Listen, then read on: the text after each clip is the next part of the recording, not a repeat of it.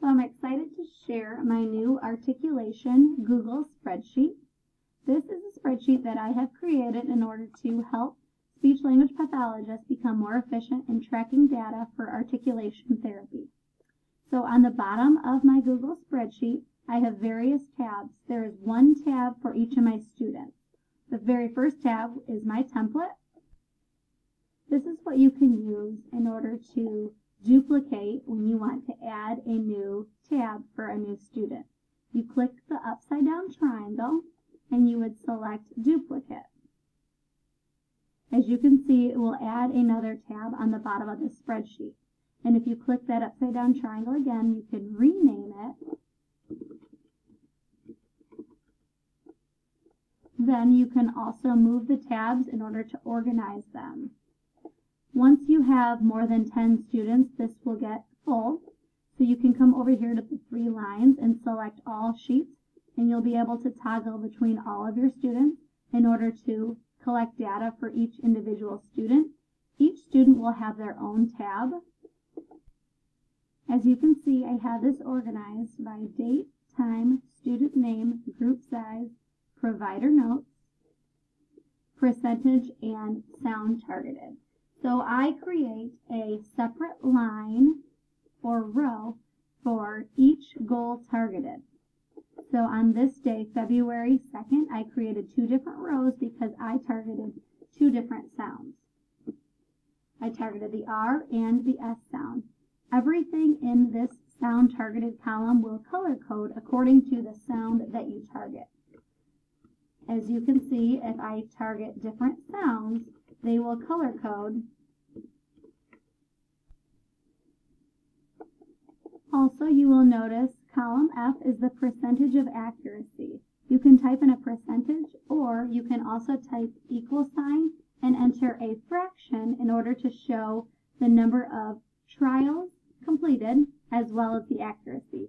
You could write in, for example, 12 trials were correct out of a total of 19 trials, and when you click enter, it will automatically take that fraction and put it into a percentage.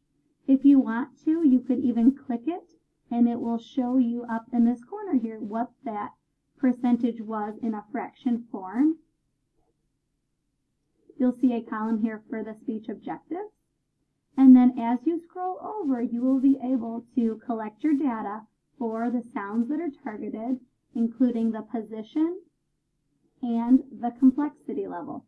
So for example, we targeted the R, 70% accuracy in the initial position, in isolation, as well as consonant vowel. If you go back and read my notes, you will notice that I did note that we tried consonant vowel, but we were unsuccessful, and to continue working at isolation. So you're just checking the boxes of what is appropriate for that objective. And this student required direct imitation in order to produce the R sound. They require moderate verbal and visual cues, as well as audiovisual feedback, such as a video recording.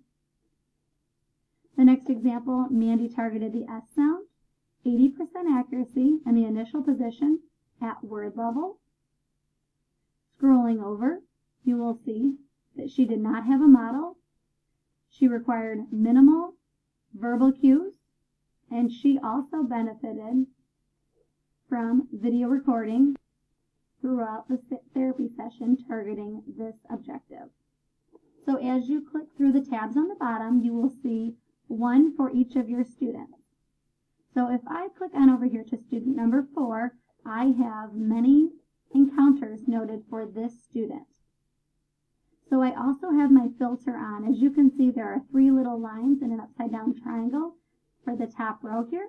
And you can also see that over here the filter is turned on. See how it is highlighted right there? That shows the filter is turned on.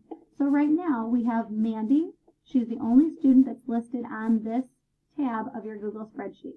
If you wanted to see how she was doing with only one of her targeted sounds, you can click the drop down arrow right here for the filter, and you could clear all, and you can only view one objective, such as the S.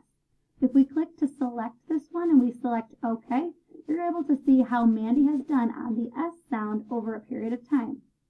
So as you can see, this progressed from February 2nd to February 8th, 10th, and lastly February 14th. You're able to see the progression of her accuracy increasing from 80% up to 90%. You're also able to see how she worked on the initial position, medial, and initial position. Also how she has progressed from word level to the 2-word level. You can also see how her cues have faded over time. She required a delayed imitation, and then eventually, coming toward the end of her therapy, she did not require a model at all, or cues. She started off requiring minimal cues, fading to no cues by the end of the therapy session. So that is kind of an effective way of seeing how she targeted just one sound. And you can check any of the goals and view just one set of goals. You would just deselect, select the next letter, and you're able to see how the student has progressed with each individual sound. As you can see, this filter is turned on. If you select it, you can click All to bring back all of your data. And this will show all of the sounds that she has worked on from inception. You can see the R and the S and the Z. And as you can see over here, the date is chronological. You can sort alphabetical there. Or if you wanted to turn the filter on for date, you can clear and select just one date, such as February 6th, and you can look at the data for just that one date for this one student. Turning the filter off by selecting all of the dates will bring back all of your data. And the last thing I wanted to show you, under your provider notes, column E, I have a drop down here, and if you wanted to select the drop down, I have a couple of things already added there as quick notes. You can select just one, and you can have the notes already pre-typed out in a template form. The only thing about that is you can only click from one in the drop-down arrow per row. So if you wanted to select multiple ones, you would have to create multiple rows for that student on that date, or you could also copy that information by highlighting it, and you could paste it into another row, so you could have all that information into one area. And the last thing that I wanted to show you in order to type your notes more efficiently is a Google Chrome extension called Voice In. When using this extension, the speech to text option would double click in the box,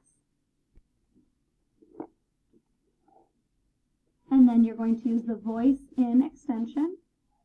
Once you select it, you will notice the words going across the top of the screen. They will continue to formulate until you pause. Once you pause, your text will be inputted into the cell that is selected. I hope you find my articulation data collection spreadsheet as helpful as I do. Like I said, all the students have their own tabs, so each individual student will have their own spreadsheet, which can then be printed, and it could also be sorted through in order to filter progress on each individual articulation goal. If you have any questions, please let me know. Thank you.